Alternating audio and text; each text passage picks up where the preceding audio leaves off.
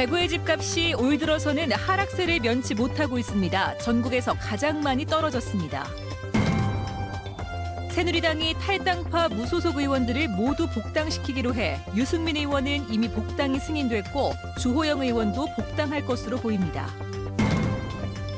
대구시 교육청이 온갖 마찰 속에서도 학교 통폐합을 밀어붙이는 것은 학교 털을 팔아 교육 재정을 메우려는 것이라는 의혹이 제기되고 있습니다.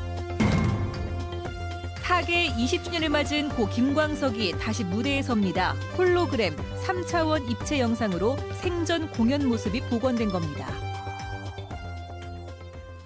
네, 시청자 여러분 안녕하십니까? 대구 경북 소식 전해드립니다. 이 4.13 총선에서 새누리당을 탈당해 무소속으로 당선된 대구의 유승민 의원이 탈당 86일 만에 복당됐습니다. 새누리당 혁신비상대책위원회가 오늘 전격적으로 복당을 결정한 겁니다.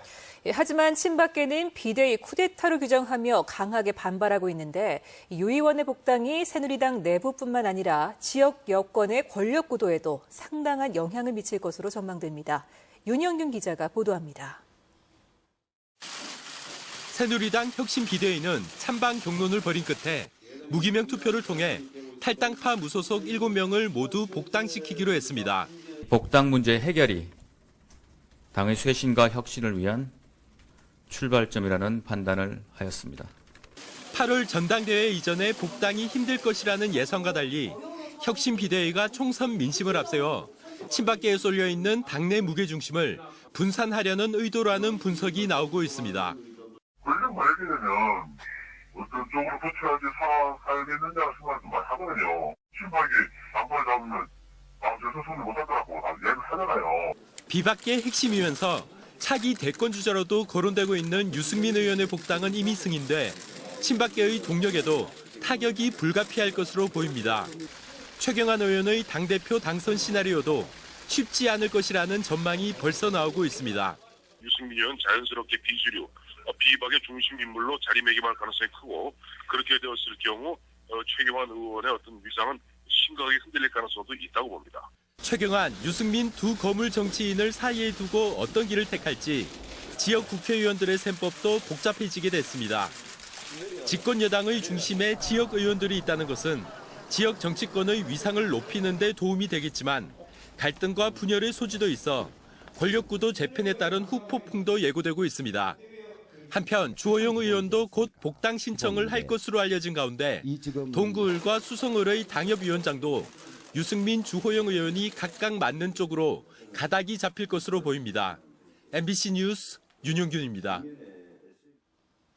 대구시 의회가 오늘 시정 질문에서 신공항 입지 결정을 정쟁으로 몰고 가고 있는 부산 정치권에 경고의 메시지를 보냈습니다. 중금속이 검출된 학교 운동장 우레탄 트랙 문제도 도마에 올랐습니다. 대구시 의회 시정 질문 내용을 금교신 기자가 정리했습니다. 대구시의회 신공항 유치특위 장상수 위원장은 긴급 현안 발언을 통해 신공항과 관련한 부산의 행태를 발목 잡기로 규정하고 경고의 메시지를 보냈습니다. 용역 결과에 불복한다거나 밀항으로 결정되면 밀란이 일어날 것이라며 시민들을 선동하는 막가파식 발언이 쏟아져 나오는 등 더 이상 묵과할 수 없는 수준에 이르고 있습니다. 장 의원은 또 입지 평가를 방해하는 부산의 정치적 시도에 국토교통부가 벌칙을 주는 등 단호히 대처할 것을 주문했습니다.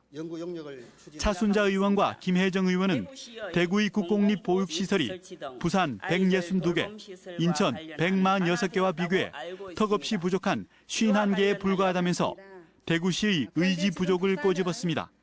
어떻게 대구시가 저출산에서 탈출할 수 있을 것이며 또한 이게 아이 키우기 힘든 지역이라는 오명에서 벗어날 수 없다고 저는 생각을 합니다. 배지숙 의원은 중금속이 과다 검출된 학교 운동장 우레탄 트랙 관리와 관련해 대구시 교육청이 안일하게 대응했다면서 우레탄 트랙 조성 사업은 충분한 사전조사 없는 졸속 행정이었다고 질타했습니다. 시설을 설치하는데도 지금 수백억의 비용이 들었거든요. 네, 그렇습니다. 또 철거하는데도 또 수십억의 비용이 들어서 철거를 해야 한다니 정말 통탄을 금할 길이 없습니다. 김재관 의원은 답보 상태에 있는 대구시 취소안 이전에 대구시장이 적극 나서줄 것을 요구했고 최광교 의원은 유명무실화된 대구교육 국제화 특구가 결실을 맺을 수 있도록 차별화된 정책과 예산 확보 방안을 마련해 줄 것을 촉구했습니다. MBC 뉴스 금교신입니다. 광역기초의회 후반기 의장단 선출을 앞두고 대구 참여연대는 오늘 대구시 의회와 4개 구군의회에 진정서를 내고 후보자들이 후보 등록을 하고 정견 발표를 명문화하도록 지방의회 회의 규칙 개정을 촉구했습니다. 대구 참여연대는 의장단 선출 때마다 제도 개선을 요구하고 있지만 변화 없이 악습을 되풀이하고 있다고 비판했습니다. 20대 국회 개원과 함께 정치권에서 개헌론이 확산되고 있지만 현재 정치권의 개헌론은 대통령 4년 중임제나 부통령제, 이원 집정부제 등 권력구조 개편이 골자고 지방분권이나 지방자치, 균형 발전 등 헌법의 기본 정신이나 지역 갈등 완화를 위한 선거제도 개편 등은 거론되지 않고 있습니다. 지방분권운동 단체들은 국민 주권이 작동할 수 있는 지방분권 개헌으로 가지 않으면 개헌 논의가 확산되기는 어려울 것이라고 지적하고 있습니다. 교육청이 학교 하나를 통폐합하면 교육부로부터 최고 60억 원을 받고 학교터는 다른 재원으로 활용할 수 있습니다. 이처럼 교육 재정을 늘리기 위한 수단으로 학교 통폐합을 이용하고 있는 것 아니냐는 의혹이 제기되고 있습니다. 조재한 기자가 취재했습니다. 교육부는 지방교육 재정교부금 지급 기준에서 학생 수 비중을 지난해 30.7%에서 올해 37%로 높였습니다. 대신 학교와 학급수 비중은 줄어들어 학생 수는 재정에 도움이 되지만 학교는 많을수록 운영 경비만 늘어나게 됩니다. 또 학교 통폐합에는 지원금도 지급됩니다. 학생 수 60명 이하 학교는 40억 원, 120명 이하는 50억 원, 120명 이상이면 60억 원을 시도교육청에 지원합니다. 현재 대구에서 추진 중인 4개 학교 통폐합이 완료된다면 200억 원 이상의 지원금을 받을 수 있습니다. 인센티브는 교육감 재량으로 사용합니다만은 우리 대구시 교육청에서는 될 수 있는 한 해당 학교의 교육 시설 환경 개선이나 교육 과정 개선을 위해서 투입하고 있습니다. 그런데 지난해 문을 닫은 삼령초등학교 매각자금 300억 원 가운데 100억 원은 올해 누리과정 예산에 투입됐습니다.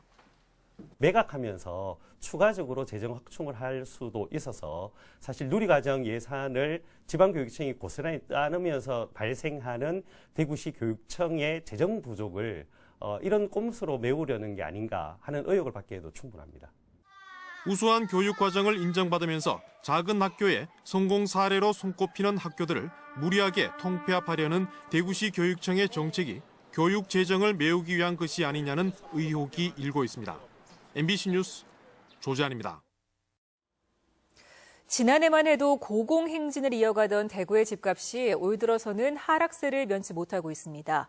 전국에서 집값이 가장 많이 떨어졌는데 앞으로 더 떨어질 것이란 전망까지 나오고 있습니다. 권윤수 기자가 보도합니다.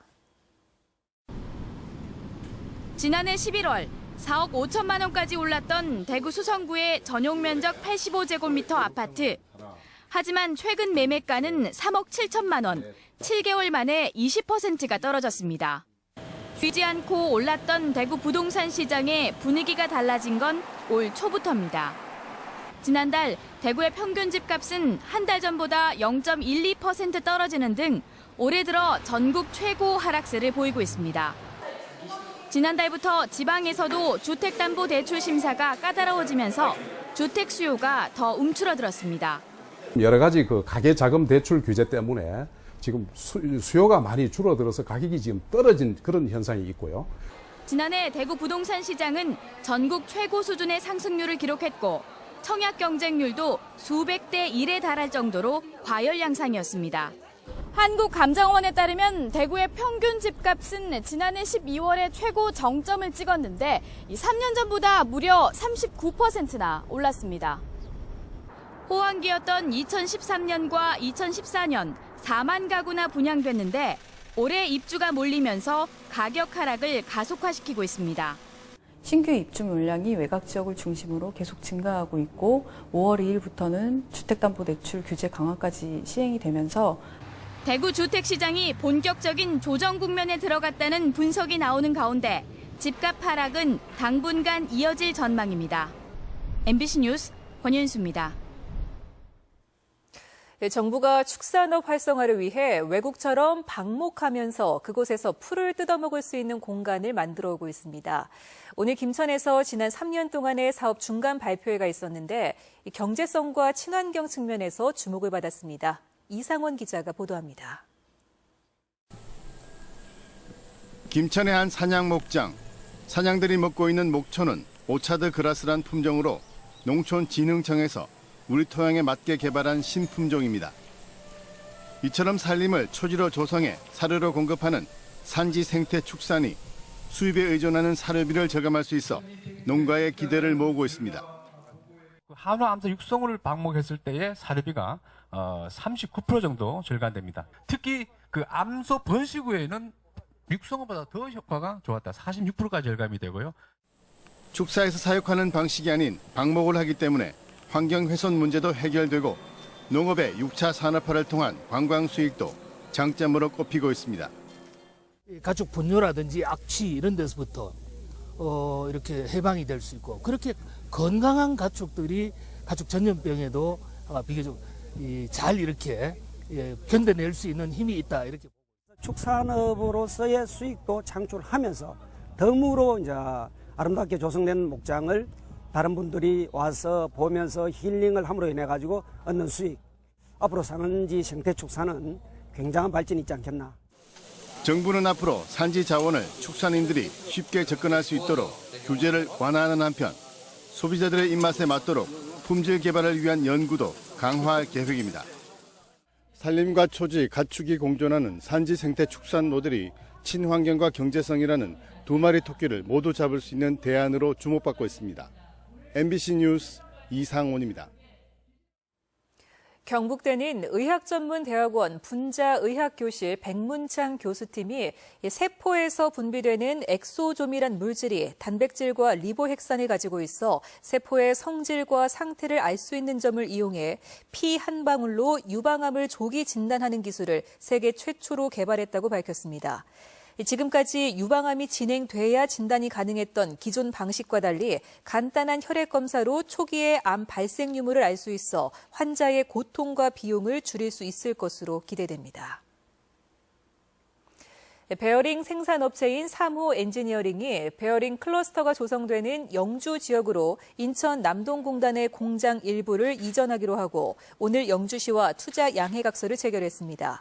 이에 앞서 영주시는 베어링 업체 4곳과 MOU를 체결했으며 이 가운데 나노믹 등 2곳은 공장 건립을 마쳤습니다. 영주시는 베어링 관련 정밀 기계금속 산업의 기반이 구축되면 베어링 업체들의 영주 이전이 가속화될 것으로 기대하고 있습니다. 이 대구 출신의 가수 고 김광석이 살아 돌아온 것처럼 무대에서 공연을 한다면 어떨까요? 국내 최초로 3차원 입체 영상으로 김광석의 실제 공연 모습이 무대에서 복원돼 팬들의 가슴을 설레게 하고 있습니다. 김은혜 기자입니다.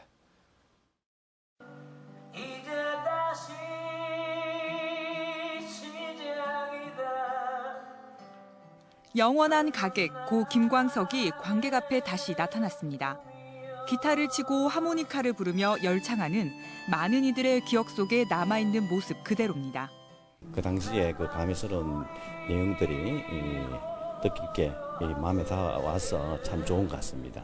이등병의 편지, 서른 즈음에 등 김광석의 노래 3곡과 관객들과 나눴던 육성이 담긴 20분가량의 홀로그램 영상은 16개월의 제작 기간을 거쳐 완성됐습니다. 대역 배우를 촬영한 실사본에 컴퓨터 그래픽을 입혀 김광석의 생전 이미지를 합성했습니다. 고인을 홀로그램으로 복원한 사례는 마이클 잭슨을 비롯해 세계에서 4번째, 국내에서는 처음입니다. 앞으로 그 활동하기 어려운 분들이나 또 옛날 분들을 다시 살려내서 할 수 있는 산업 분야가 사실 많이 있습니다. 김광석 홀로그램 콘서트는 매주 목요일부터 일요일까지 대구 대봉동에 조성된 김광석길의 한 소극장에서 무료로 감상할 수 있습니다. MBC 뉴스 김은혜입니다. 문화재청의 허가를 받아 신라문화유산연구원이 시행 중인 경주 황룡사 발굴조사 현장에서 신라시대 말단 행정관직인 촌주의 이름이 새겨진 청동 접시와 제사 용기 등 황룡사 의뢰 행위와 관련된 것으로 추정되는 유물들이 출토됐습니다. 또 중국 백자 파편과 청동제 손칼과 함께 당시 신라인들의 식생활을 짐작할 수 있는 밤과 복숭아 등의 씨앗 껍질과 생선뼈도 발견됐습니다. 교육부가 주최하고 대구시 교육청이 주관하는 제2회 대한민국 어울림 축전이 오늘 대구 엑스코에서 개막해 모레까지 열립니다. 이번 행사는 장애 학생과 일반 학생, 지역 사회가 문화예술로 공감하고 소통할 수 있도록 하기 위해 마련됐고 문화예술 체험관과 장애 인식 개선관, 인문학 토크 콘서트 등 다채로운 프로그램들이 선보입니다. 대구지방환경청은 KT 대구본부와 함께 IoT 기술을 활용한 멧돼지 피해 줄이는 시스템 설명회를 열고 멧돼지 출몰 예상 지역에 시민이 접근할 경우 스마트폰으로 위험을 알리고 멧돼지를 목격하면 즉시 신고할 수 있는 서비스를 제공하기로 했습니다. 지난 한 해 동안 대구에서는 멧돼지 70여 마리가 출현해 인명피해와 차량 피해가 각 1건, 농작물 피해는 10건이 발생했습니다.